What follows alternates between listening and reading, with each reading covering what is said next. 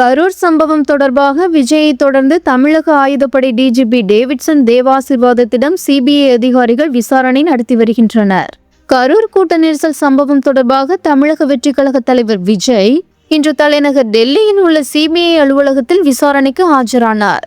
அவரிடம் சிபிஐ அதிகாரிகள் தீவிரமாக விசாரணை நடத்தி வருகின்றனர்.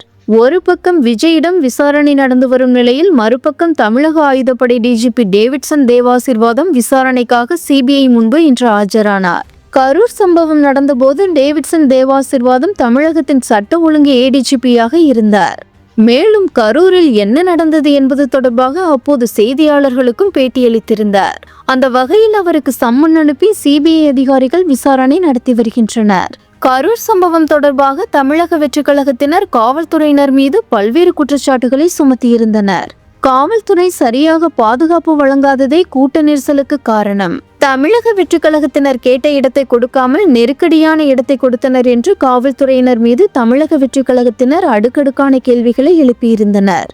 இந்த குற்றச்சாட்டுகள் குறித்து சிபிஐ அதிகாரிகள் டேவிட்சன் தேவாசீர்வாதத்திடம் விசாரணை நடத்தி வருகின்றனர்.